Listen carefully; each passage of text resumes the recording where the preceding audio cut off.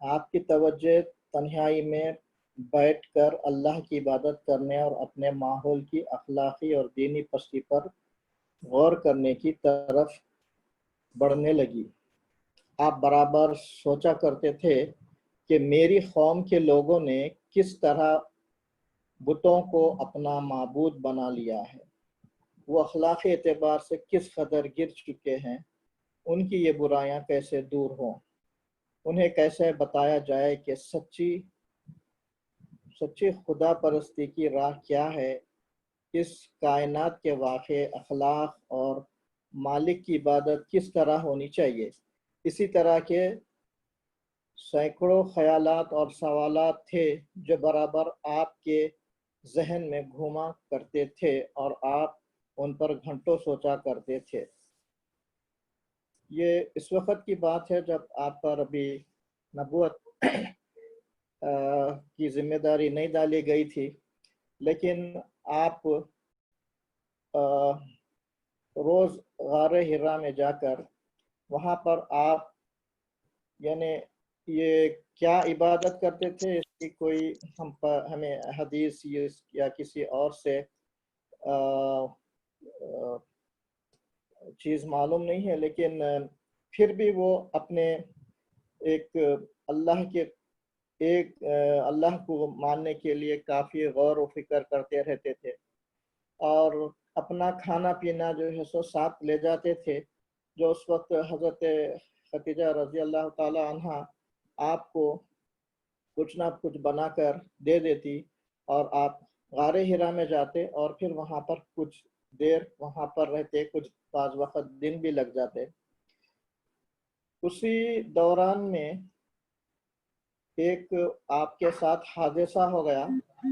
रमज़ान का महीना था और आपने देखा कि एक कोई ऐसी भयानक ज़बरदस्त चीज़ आई है, एक परिंदे की शक्ल में, जो हज़रत जिब्राइल अलैहिस्सलाम थे।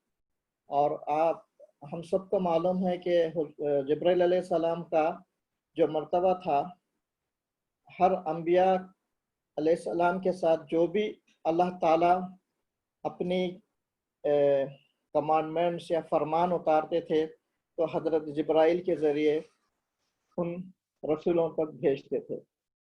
तो ये एक जब जिब्राइल अलैहिस्सलाम सामने आए और पूरी आपने उनके शक्ल में देखा, आप करीब आए और इस तरह जो है सो आपको यानी जकड़ लिए और फिर कहा कि आप फरमाइए, यानी आप पढ़, इक़रा। तो आपने कहा कि मैं पढ़ा हुआ नहीं हूँ।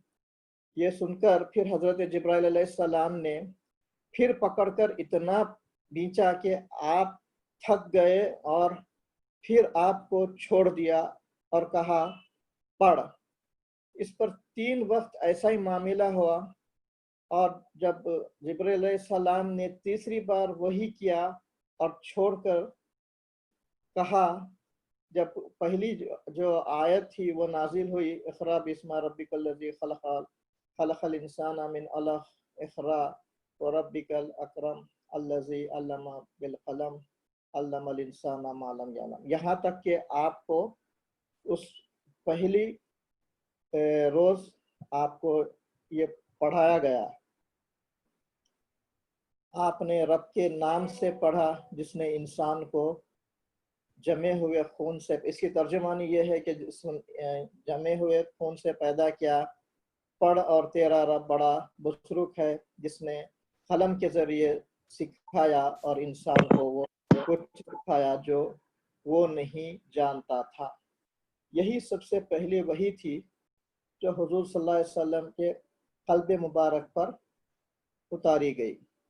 और जब आप घर आए और हज़रत खदीजा रज़ी अल्लाह ताला को सारा यह किस्सा सुनाया और ऐसा आप पर लर्ज़ा तारी था कि आपने कहा कि मुझे उड़ा दो, मुझे कंबल उड़ा दो, مجھے کمبل اڑا دو. پھر یہ آپ نے کمبل اڑا دیا. پھر آپ یہ جو آپ عرض کیا سارا معاملہ، تو یہ ایک گولڈن ورڈز میں لکھا جانے والا تھا جو حضرت خدیجہ رضی اللہ تعالیٰ عنہ آپ کو 15 سال شادی شدہ زندگی میں آپ حضور صلی اللہ علیہ وسلم کی پوری ایک اخلاقی زندگی آپ کے سامنے تھی. تو اس چیز کو دیکھتے ہوئے آپ کی شریک حیات نے کہا آپ پریشان نہ ہوں، آپ کی جان کو کوئی خطرہ نہیں ہے، خدا آپ کو رسوا نہیں کرے گا. آپ لوگوں کو اپنے بوجھ سے جو ہے سو اٹھاتے ہیں، فقیروں اور مسکینوں کی آپ مدد کرتے ہیں، آپ مسافروں کی مہمان نوازی کرتے ہیں، تو اللہ تعالیٰ آپ کو کبھی ضائع نہ کرے گا. یہ وہ جب مصیبتوں میں جیسے یہ چیزیں آپ نے یہ ورڈز کہا، اس کے بعد پھر حضور صلی اللہ علیہ وسلم کو تھوڑا سا فاقہ ہوا. اس کے بعد وہاں پر ایک حضرت خدیجہ کے دور کے کچھ رشتہ دار تھے، ان کا نام تھا ورقہ بن نوفل، اور وہ پرانی کتابوں پر اچھی جانکاری رکھتے تھے. آپ حضور صلی اللہ علیہ وسلم کو ان کے پاس لے گئے، اور وہاں پر جب سارا قصہ ان کے سامنے پیش کیا گیا تو ورقہ نے کہا کہ یہ جو یہودی ایک پیغمبر کے انتظار میں ہیں، وہ ساری جو چیزیں آپ میں ہیں، تو اگر میں اس وقت تک زندہ رہا تو تمہاری مدد کروں گا. اور آپ نے تھوڑے دن میں اس کے بعد ان کا انتقال، تھوڑے دنوں بعد ان کا انتقال ہو گیا. اس کے بعد حضرت جبریل علیہ السلام کی آمد رکی رہی اور آپ غار حرا میں جاتے رہے. یہ عرصہ کم سے کم 6 مہینے کا رہا. اس درمیانی وقفے سے فائدہ ہوا یہ کہ آپ قلب پر جو فوری اثرات بعد تقاضۂ بشریت پیدا ہوئی تھی وہ دور ہو گئی، اور آپ کا قلب مبارکہ پھر نزول وحی کا مستحق ہو گیا. یہاں تک کہ جب یہ عرصہ کچھ دراز ہوا تو آپ کو سکون اور اطمینان کے لیے کبھی کبھی حضرت جبرائیل علیہ السلام تشریف لاتے رہے اور آپ کو اطمینان دلاتے رہے کہ یقین آپ کا انتخاب بحیثیت رسول ہو چکا ہے، آپ انتظار اور اطمینان فرمائیں. پھر کچھ ہی دنوں بعد جبرائیل علیہ السلام پے در پر آنے لگے اور وحی کا سلسلہ شروع ہوا. اس طرح یہ نبوت کی ذمہ داری آپ پر پڑی. پھر آپ نے اس دعوت کے کام کو لے کر اٹھا اور اپنی آخری زندگی کے آخری سانس تک اس دعوت کے لیے اپنے پوری زندگی لگا دی. تو یہ وہ حالات تھے جو 4 چیپٹر میں، چوتھا جو باب تھا، یہ جو مختصر سا میرا حاصل مطالعہ تھا. ہم کو اللہ تعالیٰ اسے اچھے سے اچھا سمجھنے کی توفیق فرمائیں، اور ہمیں جو بھی اللہ اور اللہ کے رسول نے باتیں بتائی ہے اس پر چلنا آسان ہو. سبحان ربک رب العزت عما یصفون والسلام علی المرسلین والحمد للہ رب العالمین.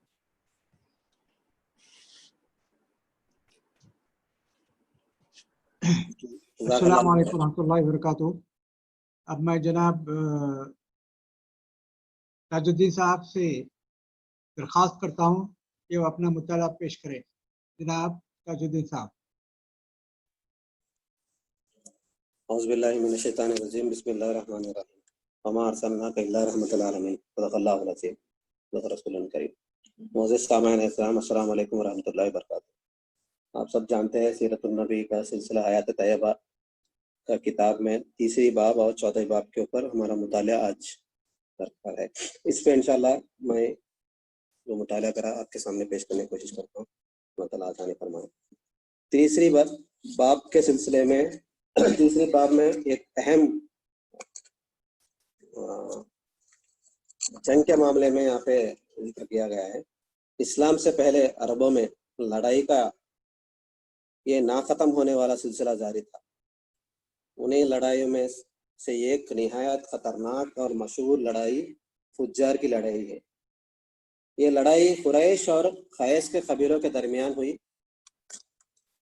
تو اس کتاب میں تھوڑا ہلکا سا پکچر دیا گیا، لیکن ڈیٹیل میں اگر دیکھا جائے تو میں اس کے اوپر زیادہ سے زیادہ ڈیٹیل نہیں کرتا. لیکن اس کا مین جو اوریجن پوائنٹ ہے وہ تھا عراق کے کنگ جو نعمان تھے، ان کا تجارتی سامان کے سلسلے میں عروہ اور براز کے درمیان میں جو ڈسکشن ہوا، جو خون قتلی ہوئی، اس کے سلسلے میں فجار کی لڑائی سامنے آئی وہ وقت میں.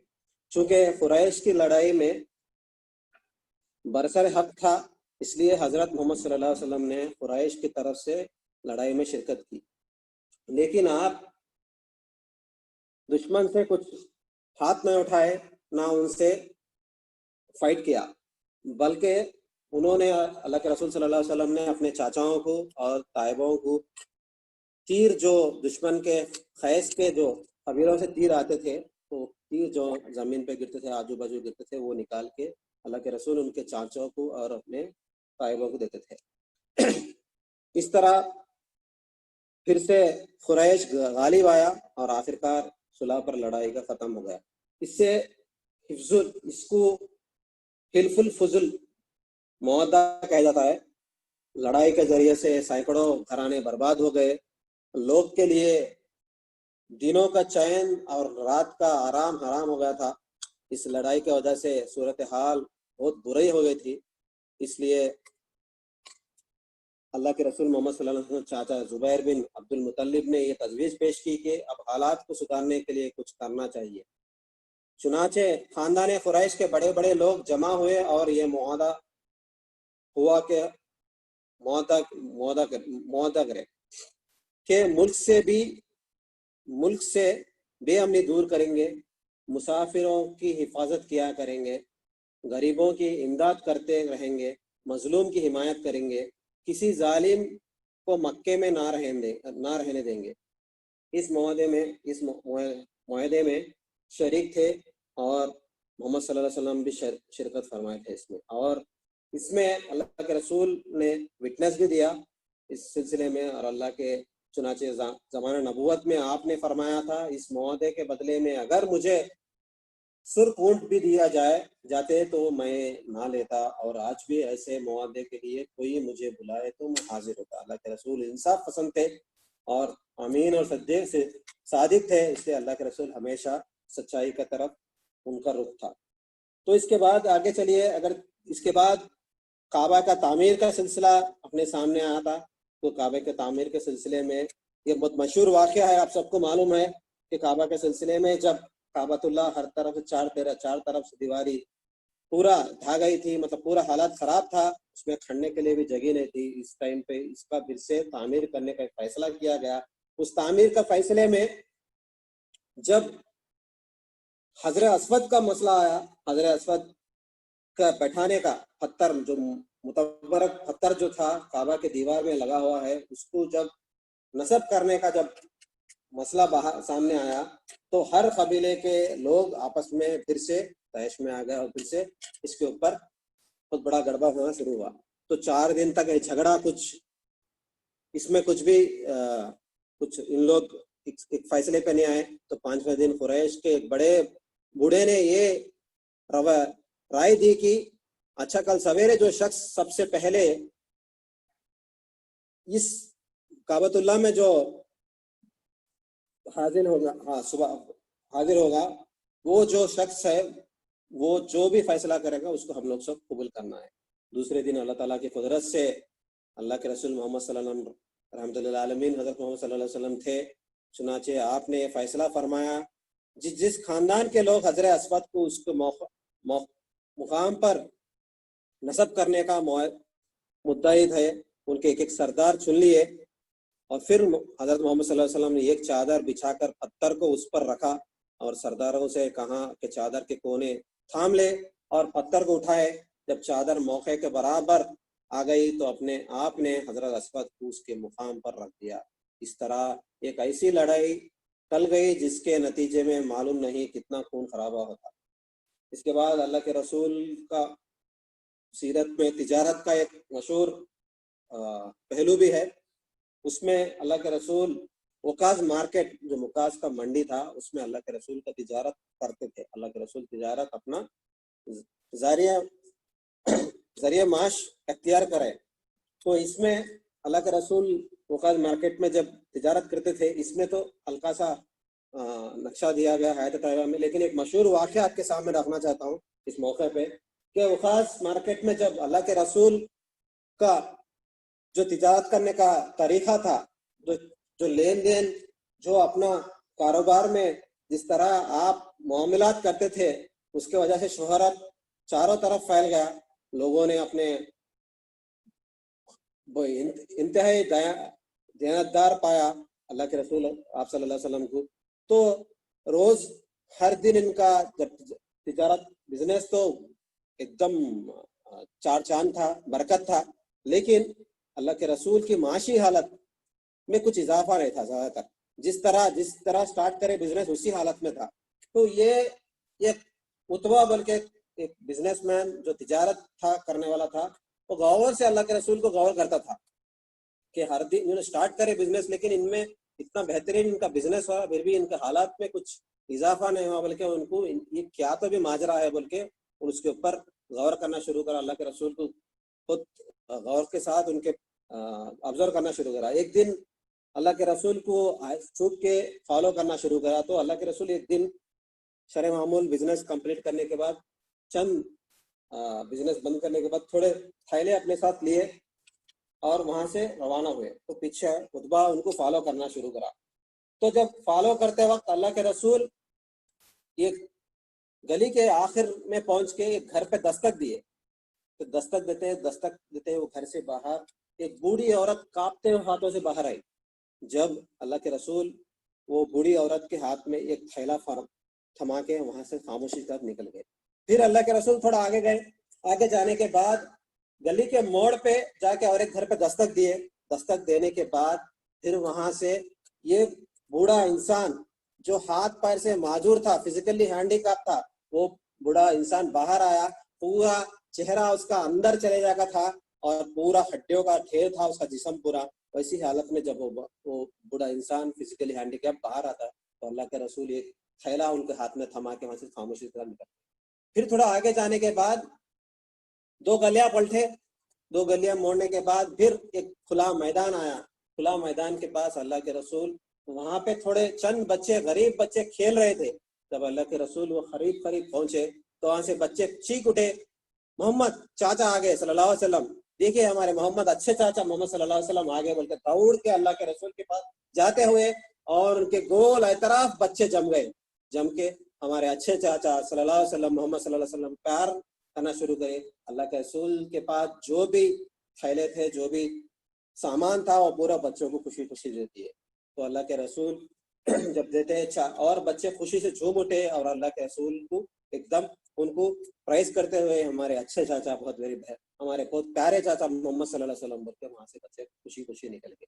इस तरह पीछे जब उतबा ये पूरा गौर कर रहा था, ये चीज पूरा देख रहा था, ये मंजर देख रहा था, तो उसको समझ में आएगा हाँ ये चीज है कि ये बिजनेसमैन, ये जो अजीबो गरीब बिजनेसमैन जो था, इसका इन्होंने अपना बिजनेस इतना बेहतरीन कामयाब होने के बाद भी माशाअल्लाह में इसलिए इनका डेवलपमेंट नहीं था, बल्कि खुतबा को समझ में आया। इस तरह अल्लाह के रसूल का ध्यान, ये बेहतरीन जो अमल था, इतने के लोग के ऊपर असर करा। हम लोग ये वाकया के बाद, इसके बाद निखे का वाकया आप लोग को सबको मालूम है, इसके ऊपर मैं ज्यादा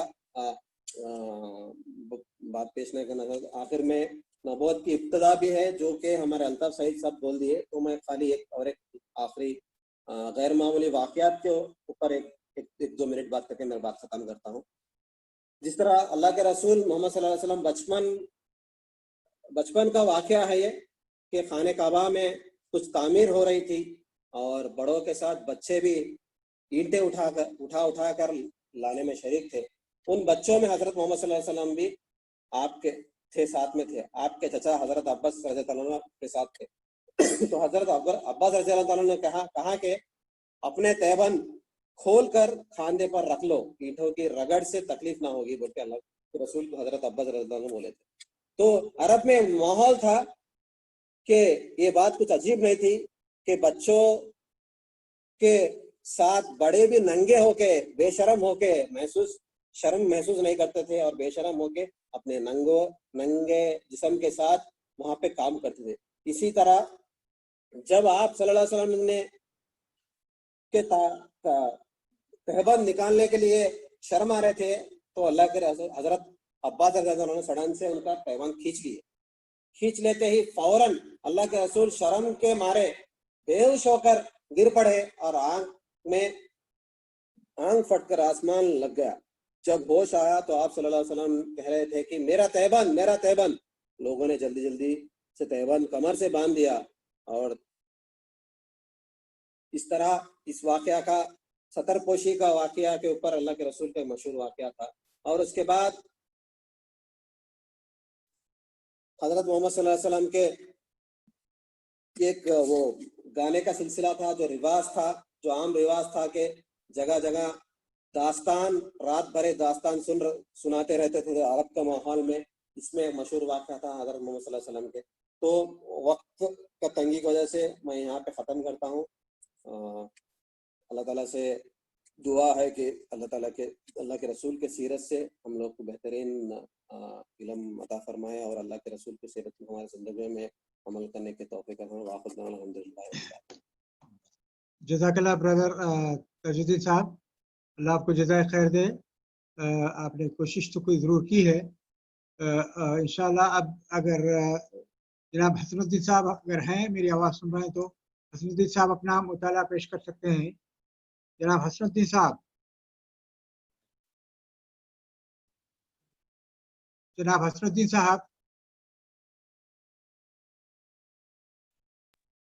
जी सुन रहा हूँ. अभी अनम्यूट किया था. अस्सलाम वालेकुम रहमतुल्लाहि व बरकातहू.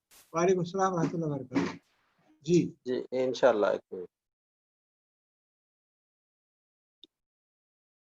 ये चौथा भाग इंशाअल्लाह मैं पढ़ूंगा. जी. अस्सलाम वालेकुम रहमतुल्लाहि व बरकातहू. बिस्मिल्लाहिर्रहमानिर्रहीम. नबूवत की इब्तिदा. हजरत मोहम्मद सल्लल्लाहु अलैहि वसल्लम की जिंदगी में अब एक और इनकलाब रोनुमा होने लगा. आपकी तवज्जो तन्हाई में बैठकर अल्लाह की इबादत करने और अपने माहौल की अखलाकी और दीनी पस्ती पर गौर करने की तरफ बढ़ने लगी. आप बराबर सोचा करते थे कि मेरे कौम के लोगों ने किस तरह बहुत बुतों को अपना माबूद बना लिए हैं. वो अखलाकी एतबार से किस कदर गिर चुके हैं. उनकी ये बुराई कैसे दूर हो. उन्हें कैसे बताया जाए कि सच्चे खुदा परस्ती की तरफ की राह क्या है. इस कायनात के वाक़ई खालिक और मालिक की इबादत किस तरह होनी चाहिए. इसी तरह के सैकड़ों ख्यालात और सवालात थे जो बराबर आपके जहन में घुमा करते थे और आप उन पर घंटों सोचा करते थे. ये अल्लाह के रसूल सल्लल्लाहु अलैहि वसल्लम के नबूवत के तकरीबन 3-4 साल पहले की बात है, जब आप सल्लल्लाहु अलैहि वसल्लम ये जो काबा का तामीर होने के बाद एक अलग किस्म का जो है आपके अंदर एक फिक्र और उनके फितरत में तरबियत, इसमें उनके सोच में विचार में जो है काफी फर्क आने लगी.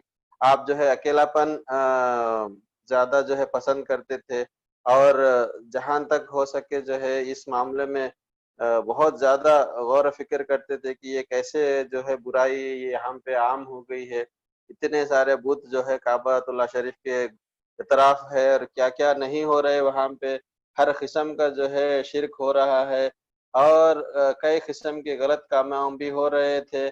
اس چیز کو کیسا دور کیا جائے، اور آپ کو جو ہے اپنے قوم کا ایک بہت زیادہ فکر شروع ہو گیا تھا. پھر اسی فکر کے ساتھ میں آپ صلی اللہ علیہ وسلم غار ہیرا کا جو ہے وہاں پر اپنا ایک مقام بنائے تھے عبادت کے لیے. تو غار ہیرا کا واقعہ کچھ اس طرح سے ہے. مکہ معظمہ سے 3 میل کے فاصلے پر یہ غار تھا جسے ہیرا کہتے ہیں، اس کا نام ہے غار ہیرا. آپ صلی اللہ علیہ وسلم اکثر وہاں جا کر قیام فرماتے اور غور و فکر اور عبادت الہی میں مصروف رہتے. کھانے پینے کا سامان ساتھ لے جاتے، جب ختم ہو جاتا تو پھر آ کر لے جاتے یا حضرت خدیجہ رضی اللہ عنہا پہنچا دیتے. یعنی آپ کا جو ہے غار ہیرا جانا آنا جو ہے تقریباً مہینوں چلتا تھا. تو اسی طرح جو ہے جب رمضان کا مہینہ قریب ہو رہا تھا تو ایسا ہی آپ کا جو معاملہ جو تھا، روٹین تھا دن کا، تو جو ہے وہاں پہ رات بھی گزار دیتے، کئی جو ہے دن جو ہے وہاں پہ گزارتے تھے. تو پھر پہلے وحی کا جو ہے یہاں پہ آنا کا اشارہ بتایا جا رہا ہے. ایک دن آپ غار ہیرا میں حسب معمول عبادت میں مصروف تھے. رمضان کا مہینہ تھا کہ آپ کے سامنے اللہ کے بھیجے ہوئے فرشتے ظاہر ہوئے. یہ حضرت جبرائیل علیہ السلام تھے جو فرشتوں میں سب سے زیادہ بلند مرتبہ ہے اور جو ہمیشہ سے خدا کا پیام اس کے رسولوں تک پہنچاتے رہے ہیں. حضرت جبرائیل علیہ السلام نے نمودار ہو کر آپ صلی اللہ علیہ وسلم سے کہا، پڑھ. آپ نے فرمایا، میں پڑھا ہوا نہیں ہوں. یہ سن کر حضرت جبرائیل علیہ السلام آپ صلی اللہ علیہ وسلم کو پکڑ کر اتنا بھیچا کہ آپ تھک گئے. پھر آپ صلی اللہ علیہ وسلم کو چھوڑ دیا اور کہا، پڑھ. آپ نے پھر وہی جواب دیا اور انہوں نے پھر آپ صلی اللہ علیہ وسلم کو پکڑ کر بھینچا اور چھوڑ کر کہا، پڑھ. آپ نے فرمایا، میں پڑھا ہوا نہیں ہوں. اب حضرت جبرائیل علیہ السلام تیسری بار وحی کیا اور چھوڑ کر کہا. یہ جو ہے سورۃ الاقراء کے ابتدائی آیتیں ہیں جو بسم اللہ الرحمن الرحیم. اقرا بسم ربک الذی خلق، خلق الانسان من علق، اقرا وربک الاکرم الذی علم بالقلم، علم الانسان ما لم یعلم. اپنے رب کے نام سے پڑھ جس نے انسان کو جامے ہوئے خون سے پیدا کیا. پڑھ اور تیرا رب بڑا بزرگ ہے جس نے قلم کے ذریعے سکھایا اور انسان کو وہ کچھ سکھایا جو وہ نہیں جانتا تھا. یہ جو واقعہ ہے بہت بڑا مشہور واقعہ ہے. آپ صلی اللہ علیہ وسلم ابھی جو ہے عام انسان کی آپ کی زندگی سے نبوت کی زندگی کا جو ہے ہونے کا یہ پہلا دن ہے جہاں پر اللہ کے رسول کے اوپر جو ہے وحی نازل ہوئی ہے اور حکم دیا گیا ہے اللہ کی طرف سے کہ پڑھو. جو آپ صلی اللہ علیہ وسلم جو ہے امید ہے سب کو پتا ہے آپ کو پڑھنا نہیں آتا. تو پہلے تو آپ بہت کانپے ہوئے تھے، ڈرے ہوئے تھے، کیا یہ آواز کہاں سے آ رہی، بہت جو ہے ڈر گئے تھے اور پڑھ نہیں سک رہے تھے. تو جبرائیل علیہ السلام جو ہے ایسا 3 بار جو ہے آپ کو جو ہے سینے سے لگا کے پھر پڑھنے کے لیے بولے. تو آپ صلی اللہ علیہ وسلم جو ہے پڑھے. پھر یہی جو ہے سب سے پہلے وحی تھی. آپ صلی اللہ علیہ وسلم اس واقعے کے بعد گھر تشریف لائے. یہاں پر جو ہے بتایا جاتا ہے کہ پہلی مرتبہ آپ صلی اللہ علیہ وسلم جبرائیل علیہ السلام کو ان کی اپنے شکل میں آسمان میں دیکھا ہے. اس وقت آپ قلب مبارک پر ایک طرح لرزہ طاری تھا. آپ نے حضرت خدیجہ رضی اللہ عنہا سے فرمایا، مجھے کمبل اڑا دو. یعنی گھر واپس آ چکے تھے اور بہت کانپ رہے تھے، پریشان تھے، ڈرے ہوئے تھے، اور اپنے اہلیہ حضرت خدیجہ رضی اللہ عنہ سے پوچھتے ہیں. حضرت خدیجہ ان کی حالت دیکھ کے بہت پریشان تھے، تو اس حالت میں آپ صلی اللہ علیہ وسلم بولتے مجھے کمبل اڑاؤ، مجھے کمبل اڑاؤ. آپ کو کمبل اڑایا گیا. جب آپ صلی اللہ علیہ وسلم کچھ سکون ہوا تو آپ نے حضرت خدیجہ رضی اللہ عنہا سے سارا واقعہ بیان کیا اور فرمایا مجھے اپنی جان کا خطرہ ہے. یعنی آپ صلی اللہ علیہ وسلم بہت ڈر گئے تھے کہ یہاں پہ کچھ ہو گیا ہے، مجھے کچھ سمجھ میں نہیں آ رہا تھا، وہ وحی کی طرف سے شیطان کا طرف سے کیا ہے، ڈرے ہوئے تھے بہت. حضرت خدیجہ رضی اللہ عنہا نے کہا نہیں، دیکھیے جس طریقے سے حضرت خدیجہ آپ صلی اللہ علیہ وسلم کو پہلی مرتبہ جس طریقے سے جو ہے ان کو ہمت دی ہے، بہت ہی یعنی بعد میں اتنی تعریف کرتے ہیں آپ صلی اللہ علیہ وسلم حضرت خدیجہ کی رضی اللہ عنہا کے. تو حضرت خدیجہ دیکھیے کس طریقے سے آپ صلی اللہ علیہ وسلم کو جو ہے وہ دے رہے، ہمت دے رہے. نہیں، ہرگز نہیں، آپ کے اوپر کوئی خطرہ نہیں، آپ کی جان کو خطرہ نہیں، خدا آپ کو رسوا نہیں کرے گا. آپ خطرہ بدداروں کا حق ادا کرتے ہیں، لوگوں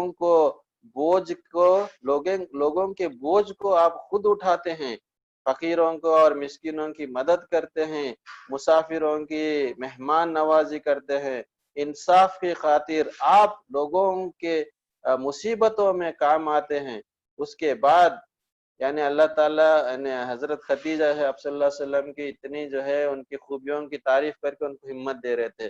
اس کے بعد حضرت خدیجہ رضی اللہ عنہا آپ کو لے کر ورقہ بن نوفل ایک بوڑھے شخص رہتے ہیں جو دیندار عیسائی رہتے ہیں، تورات پڑھتے رہتے ہیں انہوں.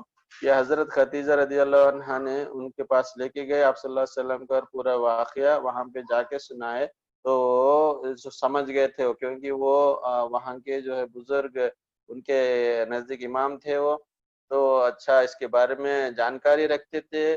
تو ورقہ بن نوفل ہے سن کر بولے کہ وہی نموس یعنی چھپے بیڑوں کا جاننے والا فرشتہ جبرائیل علیہ السلام ہے جو موسیٰ علیہ السلام پر اتارا گیا.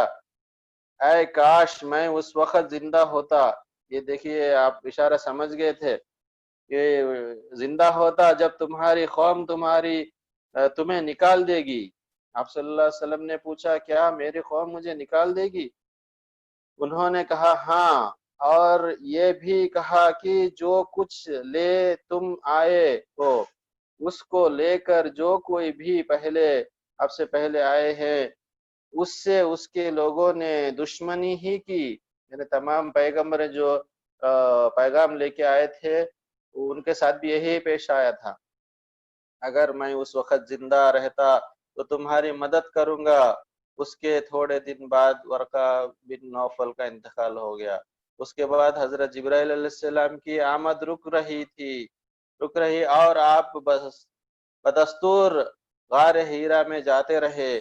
یہاں پہ آپ صلی اللہ علیہ وسلم بہت جو ہے وہ ہو جاتے کہ یعنی پریشان ہو جاتے کیوں وہی نہیں آ رہی، اور کیا میرے سے خطا ہو گئی کیا، یا مجھے اللہ تعالیٰ نے پھر سے اس کو جو ہے ناقابل سمجھا، کہ بہت پریشان ہو جاتے یہاں پہ.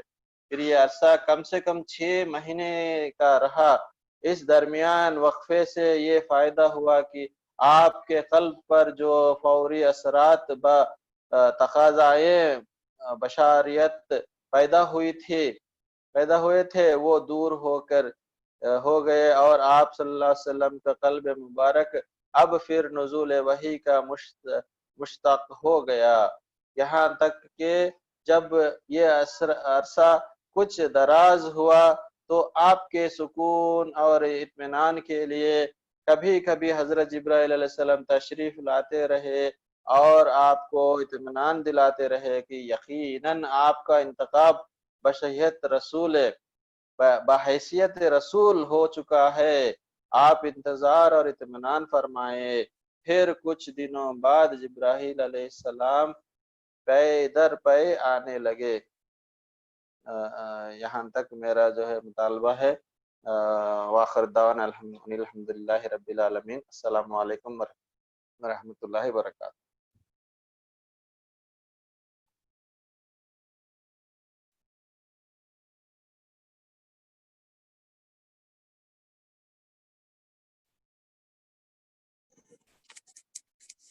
जज़ाकल्लाहु खैर। इसके बाद ख़वातीन में से मैं खुर्शीद बेगम साहबा को गुजारिश करता हूँ अपने मुताला पेश करें।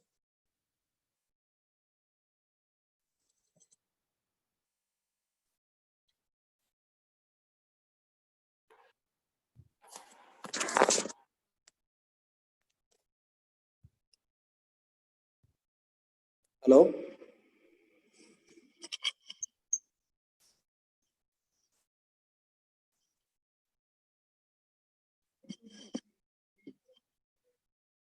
जो कोई भी जो ख़वातीन तैयारी करे वो मुताला पेश कर सकते हैं। नाजिमा खान साहबा। अस्सलाम वालेकुम वरहमतुल्लाहि वबरकातुहू। इंशाल्लाह मैं 4th पार्ट का तिलावत करूंगी, पढ़ूंगी सिर्फ। ठीक जी।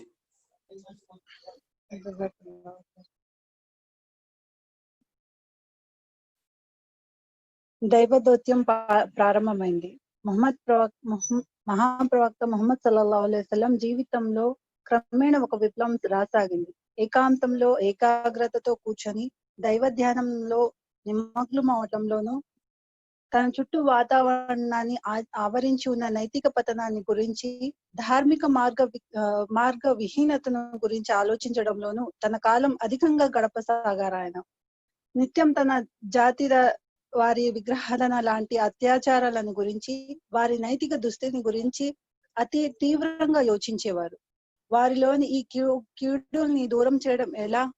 విశ్వప్రభువు సృష్టికర్త మానవుల ఆ నిజస్వామిని ఆరాధించే సరసమైన పద్ధతి ఏది? దాన్ని తన వారి గురించి తెలపడం ఎలా? ఇలాంటి ప్రశ్నలలో ఆయన ఆంతర్యాన్ని కలవపరిచేయి. ఆయన ఆలోచనలు, దృష్టి, మనస్సు అన్ని వీటిపైనే కేంద్రీకరించాయి. హీరా గుహ. పవిత్ర మక్కా నగరం గురించి 3 మైళ్ళ దూరాన ఒక గుహ ఉంది. దానికి హీరా అని పేరు. ఆయన తరచుగా అక్కడికి వెళ్లి ఆలోచనలో, దైవ చింతనలో నిమగ్నులయ్యేవారు. పానీయాలు వెంట తీసుకెళ్లి అవి నిండుకున్నప్పుడు ఇంటికి వచ్చి తిరిగి తీసుకువెళ్లేవారు. లేదా అప్పుడప్పుడు హజరత్ ఖదీజా తీసుకెళ్లి ఇచ్చేవారు. తొలి దైవవాణి. అది రంజాన్ నెల. ఆయన ఎప్పటి వల్లనే దైవ ధ్యానంలో నిమగ్నులై ఉన్నారు. అకస్మాత్తుగా అక్కడ ఒక దైవదూత ఆయన ముందు ప్రత్యక్షమయ్యారు. పేరు జిబ్రీల్ అలైహిస్సలాం. దైవదూతల్లోకెల్లా ఉన్నత స్థానం కలవారు. దేవుని సందేశహారులైన మానవులకు దేవుని సందేశం అందజేయడమే హజరత్ జిబ్రీల్ నిత్య సేవ. హీరాలో ప్రత్యక్షమైన జిబ్రీల్ అలైహిస్సలాం ముహమ్మద్ సల్లల్లాహు అలైహి వసల్లంతో పఠించు అన్నారు. ఆయన నాకు చదువు రాదు అని సమాధానం ఇచ్చారు. ఇప్పుడు జిబ్రీల్ మహాప్రవక్తను గట్టిగా పట్టుకొని అదిమి వదిలారు. దానివల్ల ముహమ్మద్ ప్రవక్త అలసిపోయారు. తిరిగి పఠించు అని పురమాయించారు జిబ్రీల్ అలైహిస్సలాం. ఆయన మళ్ళీ అదే చదవలేను అని పలికారు. మళ్ళీ జిబ్రీల్ ఆయన గట్టిగా అదిమి వదిలారు. పఠించు అని కోరారు. నేను చదవలేను అని తిరిగి బదులిచ్చారు ముహమ్మద్ సల్లల్లాహు అలైహి వసల్లం. మూడోసారి కూడా జిబ్రీల్ అలానే అదిమి వదిలి ఇలా అన్నారు. ఇఖ్రా బిస్మి రబ్బికల్లజీ ఖలఖల్ ఇన్సాన మిన్ అలఖ్ ఇఖ్రా వరబ్బుకల్ అక్రముల్లజీ అల్లమ బిల్ కలమి అల్లమల్ ఇన్సాన మాలం యాలం. యాని ఇస్కా మతలబ్ చదువు సృష్టించని నీ ప్రభు పేరుతో ఆయన మనిషిని కరడు గట్టిన రక్తంతో సృష్టించాడు. చదువు. నీ ప్రభు ఎంతో పునీతుడు, శ్రేష్ఠుడు. ఆయన కలం ద్వారా జ్ఞానం ప్రసాదించాడు. మానవునికి అతను ఎరుగతనింత నేర్పాడు. దీన్ని జిబ్రీల్ పఠించినట్టే పఠించారు ముహమ్మద్ ప్రవక్త. ఇది దైవం పంపించిన ప్రథమ వహీ అని దైవవాణి. ఈ సంఘటన జరిగిన వెంటనే మహాప్రవక్త ఇంటికి వచ్చారు. ఆయన ఆ సమయంలో ఆయన పవిత్ర హృదయం అంతా అనిర్విచమైన ఒక కంపనం వ్యాపించింది. ఇంటికి వచ్చి రాగానే ఆయన హజరత్ ఖతీజాని కంబలి కప్పు అని తొందర పెట్టారు. తక్షణం కంబలి కప్పారాము. ఆ తర్వాత కొంత శాంతించిన మీదట ఆయన జరిగినంత హజరత్ ఖతీజాకు వివరించారు. నాకు ఏదో ప్రాణాపాయం కలగబోతుంది అని ఆందోళన వ్యక్తపరచగా హజరత్ ఖతీజా ఇచ్చిన సమాధానం చారిత్రకమైనది మాత్రమే కాదు, సిద్ధాంతపరంగా ఆచరణాత్మకంగా ఇస్లామీయ ఉద్యమ కార్యక్రమంలో కార్యకర్తల మౌలిక రూపురేఖల్ని విశదపరుస్తుంది. ఆమె ఇలా అన్నారు, కాదు అలా ముమ్మాటికి జరగదు. మీకు ఎలాంటి ప్రాణాపాయం వాటిల్లదు. దైవం మీకు పరాభవం కలగనివ్వడు. మీరు బంధువుల పట్ల, సంబంధికుల పట్ల బాధ్యత నిర్వహణలో ఎలాంటి లోటు రానివ్వలేదు. ఇతరుల భారమంతా మీరే భరించేందుకు ముందుకు వస్తారు. ఆర్తులకు, అనాథాలకు సహాయపడతారు. బాటసారులని ఉచిత రీతిలో సత్కరిస్తారు. ఆపదల్లో ఉన్న వారికి న్యాయప్రాప్తి కొరకు తోడ్పడతారు. ఇలాంటి మీకు ఏ విధంగా అన్యాయం జరగబోదు అని హజరత్ ఖతీజా ఆయన్ని ఓదార్చారు.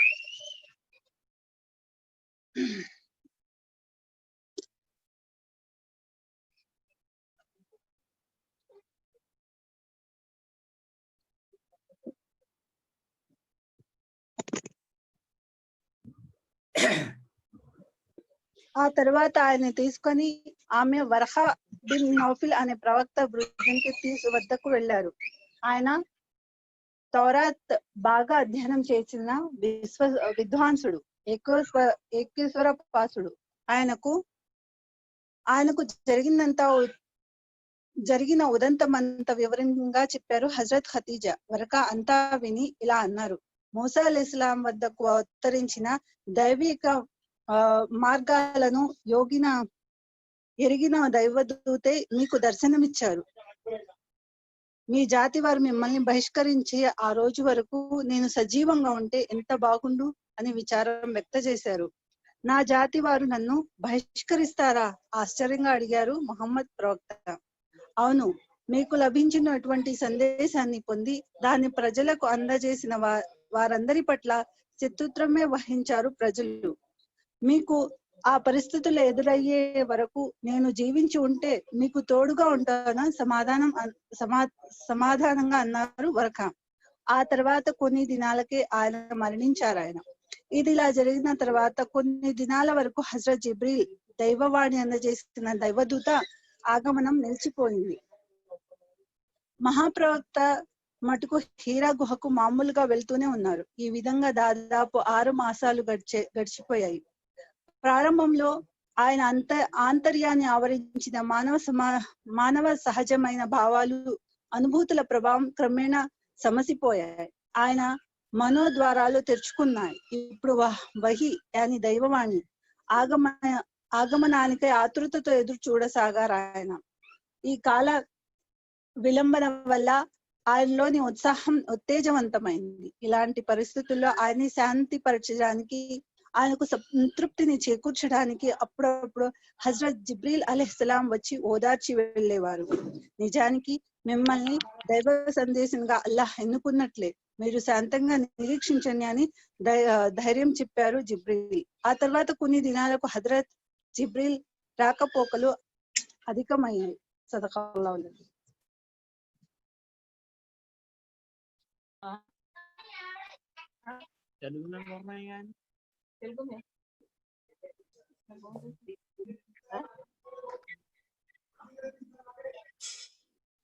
హలో, జజాకల్లాహు ఖైర్. చాలా అద్భుతంగా మన ముందు నాజిమా ఖానం గారు తెలుగులో చాలా అద్భుతంగా ఉంచారు. నేను అల్లా తాలాతో దువా చేశానంటే ఆమె మనంలో మరింత వృద్ధి సంచుగాక. ఆమీన్. తర్వాత ఇప్పుడు మీ యొక్క ప్రసంగంలో ఇప్పుడు అమూరా మఖామి గారు నాకు చెప్పిన విషయం ఏంటంటే, రాబోయే ప్రోగ్రాం ఏదైతే సీరతున్ నబీ సిరీస్ ఉంటుందో అది తెలుగులో మీరు మహాప్రవక్త సల్లల్లాహు అలైహి వసల్లం జీవిత చరిత్ర, తర్వాత మానవత్వానికి ఏ సందేశం ఇస్తుంది ఆయన చరిత్ర అనే విషయం మీద మీరు ఇప్పటి నుంచే మిమ్మల్ని తయారవ్వమని చెప్పి అమీరా మఖామి జనాబ్ ఇలియాస్ అహ్మద్ షకీల్ గారు అడ్వైస్ చేశారు. సో దీనిపైన మీరు మీ యొక్క లిటరేచర్ స్టడీస్ స్టార్ట్ చేయాల్సిందిగా కోరుతున్నాము నాజిమా ఖానం గారు. इसके बाद अल्हम्दुलिल्लाह इंशाल्लाह मेरे पास अभी किताब मौजूद नहीं है, मैं अब जस्ट आपकी जो पीडीएफ है उसी पे मैं पढ़ी हूँ। जी मेरी किताब दूसरे लेके चले गए, वो उर्दू में थी, तेलुगु में मेरे पास नहीं है। अगर आप पीडीएफ भेज दिए तो इंशाल्लाह मैं आपको नोट्स बना लूंगी मैं इंशाल्लाह ठीक। इंशाल्लाह। जज़ाकल्लाह। तो मैं अभी जनाब अजीजुद्दीन साहब से दरख्वास्त करता हूँ कि वो अपना हासिल मुताला पेश करें। औज़ु बिल्लाहि मिनश शैतानिर रजीम, बिस्मिल्लाहिर रहमानिर रहीम। रसूल अकरम सल्लल्लाहु अलैहि वसल्लम की रसूल अकरम सल्लल्लाहु अलैहि वसल्लम पर पहली वही गारे हिरा में आई। यानी बाज लोगों का ख्याल ये है कि रसूल अकरम सल्लल्लाहु अलैहि वसल्लम की नबुवत का आगाज सूरह अलक़ की इब्तिदाई आयत से हुआ और आप सल्लल्लाहु अलैहि वसल्लम की रिसालत का आगाज सूरह मुदस्सिर की इब्तिदाई आयत से हुआ। यानी अल्लाह के रसूल सल्लल्लाहु अलैहि वसल्लम नबी हैं और रसूल हैं। जो रसूल होते हैं उन पर किताब नाजिल होती है, जो नबी होते हैं उन पर किताब नाजिल नहीं होती। दुनिया में 313 रसूल दुनिया के अंदर तशरीफ लाए, 124 नबी दुनिया में तशरीफ लाए। बहरहाल बाज़ मुफस्सिरीन का ख्याल यह है कि नबी अकरम सल्लल्लाहु अलैहि वसल्लम की नबूवत का आगाज सूरह अलक़ की इब्तिदाई आयत से हुआ और आपकी रिसालत का आगाज सूरह अल मुदस्सिर की इब्तिदाई आयत से हुआ। इसमें एक पैगाम है जो मुख्तसर मैं आपके सामने रखना चाहता हूँ। फरमाया गया या अय्युहल मुदस्सिर कुम फअंज़िर व रब्बका फकब्बिर, ऐ कमली ओढ़ने वाले नबी सल्लल्लाहु अलैहि वसल्लम उठिए, खड़े हो जाइए, कमरबस्ता हो जाइए। फिर इसके बाद अल्लाह ताला खिताब फरमाता है अपना फर्ज मनसबी अदा कीजिए, दो काम कीजिए। पहला काम क्या है? इंजार, इंसान को खबरदार कीजिए, नींद से बेदार कीजिए, बताइए कि असल जिंदगी वो है जो मौत के बाद आने वाली है। पहला काम। उसके बाद दूसरा काम रब्बका फकब्बिर, मैं बात ही छेड़ रही थी। अपने रब की बड़ाई का ऐलान करो, अपने रब की बड़ाई को नाफिज कर दो।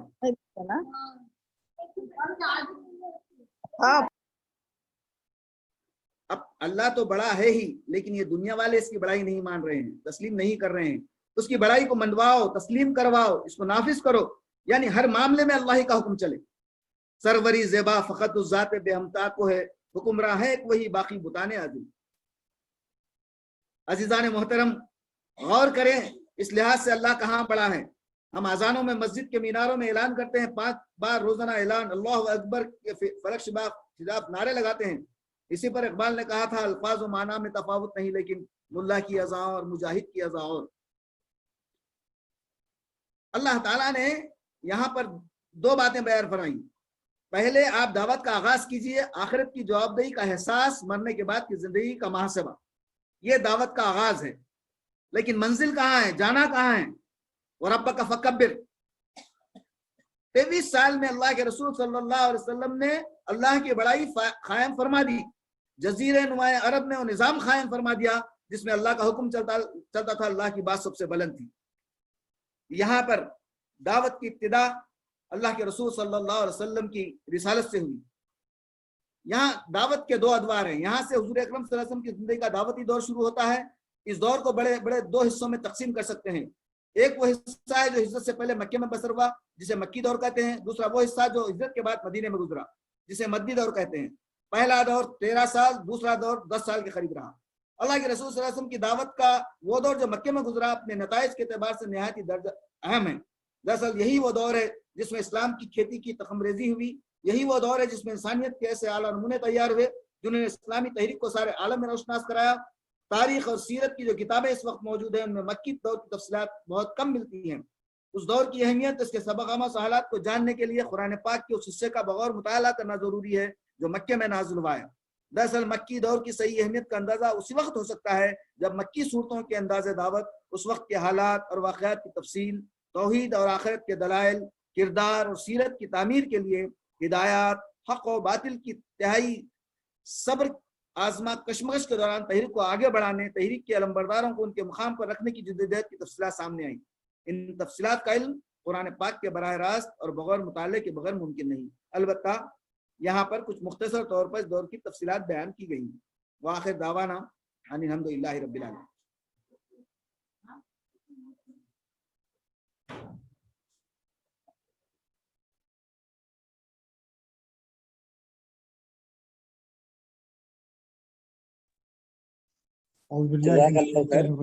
इसके बाद जनाब इलियास मोहम्मद शकील साहब से गुजारिश करता हूँ कि वो अल्हम्दुलिल्लाह अल्हम्दुलिल्लाह रब्बिल आलमीन अस्सलातु वस्सलामु अला रसूलिहिल करीम।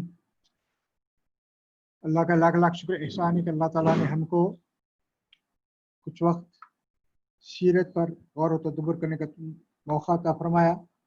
अजीज दोस्तों, ये कोई किस्सा कहानी नहीं है कि हम सुन लिए और उसके साथ साथ खामोश बैठ गए, बल्कि एक इनकलाब है। ये इनकलाब असल में मोहम्मदी इनकलाब के जो हैरत अंगेज जो पहलू है, हम उसको यहाँ पेश करने की कोशिश कर रहे हैं। मुताला सीरत नबी से हमारा मकसद सिर्फ ये होना चाहिए कि हम हुजूर के पैगाम को, हुजूर के जिक्र व इबादत को, हुजूर के अखलाक को, हुजूर की तंजीम को, हुजूर के कारनामों को, हुजूर के तरीक़ेकार को, हुजूर की हिकमत अमली को समझकर अपने आप को इस पर चलाने की कोशिश करें और अल्लाह से दुआ भी करते रहें कि अल्लाह ताला हमको उसमें नबी अपनाने की तौफीक अता फरमाए, सादत नसीब फरमाए। इसी में हमारे लिए फलाहदारैन हैं। देखिए, अभी हम आज जो नबूवत का जो मामला, जिस इब्तिदाई दौर की जो बातें पेश की गई, हज़रत नबी करीम, सिर्फ मैं आपको एक बात आपके सामने रख के मैं अपनी बात को समअप कर देता हूँ कि हुज़ूर नबी करीम सल्लल्लाहु अलैहि वसल्लम गौर फिक्र के लिए जहाँ गार हिरा में जाते थे और गौर करते थे कि अल्लाह ताला कि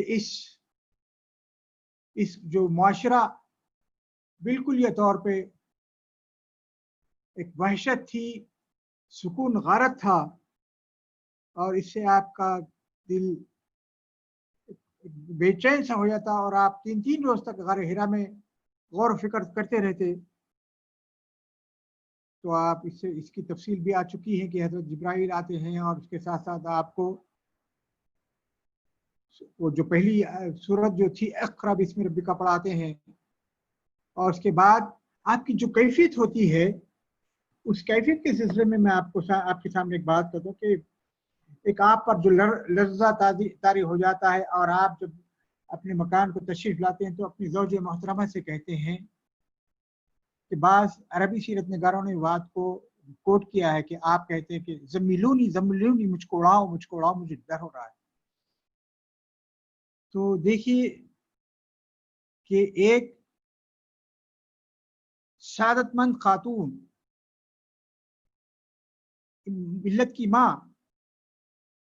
हज़रत खदीजा रज़ियल्लाहु ताला अन्हा, आप जो करीब से देखते हैं आपके आदात व अतबार को, ये नहीं कहते कि आप 3-3 रोज गार हिरा में जाकर अल्लाह की इबादत करते हैं या गौर फिक्र करते हैं, बल्कि आप कहते हैं जो नेक और बहादुर रफीक हयात आपके हर एक पहलू से आप वाकिफ थी।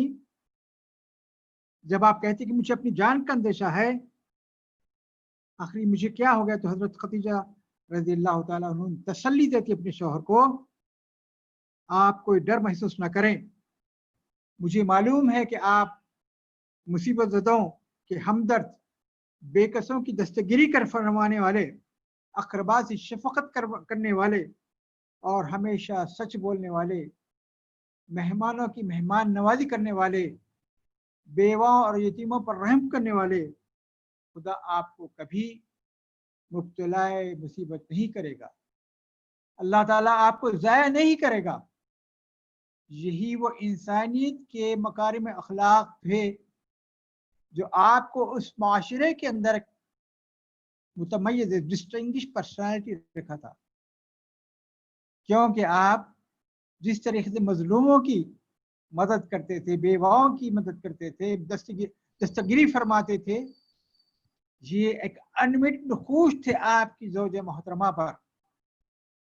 تو اللہ تعالیٰ سے میں دعا کرتا ہوں کہ ہم میں بھی وہ مکارم اخلاق کی پرتو آ جائے اور ہم بھی اس معاشرے میں ایک بہترین خیر امت بن کر اٹھیں. اور اس کے لیے جماعت اسلامی ہند ایک چھوٹی سی کوشش کرے کہ اپنے کارکنوں میں، اپنے متفقین میں، اپنے ہمدردوں میں جہاں قرآن کی آیتوں کے ذریعے متنبہ کیا جا رہا ہے، تذکیر کی جا رہی ہے، وہیں سیرت کے پہلوؤں سے بھی ہم اپنے دلوں کو اور دماغوں کو روشن کر رہے ہیں. انشاءاللہ کل کا جو سیشن ہوگا اس کے بعد یعنی ایک دن بعد وہ حدیث کا ہوگا، پھر اس کے ساتھ ساتھ کہ کارکنوں کی باہمی تعلقات کس طریقے سے ہونا چاہیے. اس تحریک سے اگر جڑے ہوئے ہیں اور ہم اس کو ایک مؤثر تنظیم بنانا چاہتے ہیں تو ہم 1+1 نہ رہیں بلکہ 1 and 1 is equal to 11 ہو جائے. ایک تو وہ تنظیم ہے جو 1+1 is equal to 2 ہوتی ہے، لیکن ہماری وہ تنظیم ہے جو ایک کے ساتھ جب ایک کھڑا ہوتا ہے تو اس کی قوت 11 کے برابر ہوتی ہے. ہم ایک کوشش کریں گے کہ اس تنظیم کو اس طریقے سے ہم تقویت پہنچانے کی کوشش کریں گے اپنے اخلاق کے ذریعے سے، اور اس سوسائٹی کے اندر ہم ایک بہترین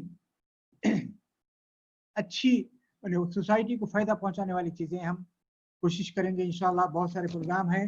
ہم کمیونٹی کو اس کووڈ-19 کے اندر سہولت پہنچانے کے لیے ابھی ہم نے یہ جو گیس سلنڈر کی کا جو سلسلہ شروع کیا ہے، اور تمام کو ہم اس سلسلے میں تفصیلات ڈال چکے ہیں، اس سے آپ استفادہ کریں.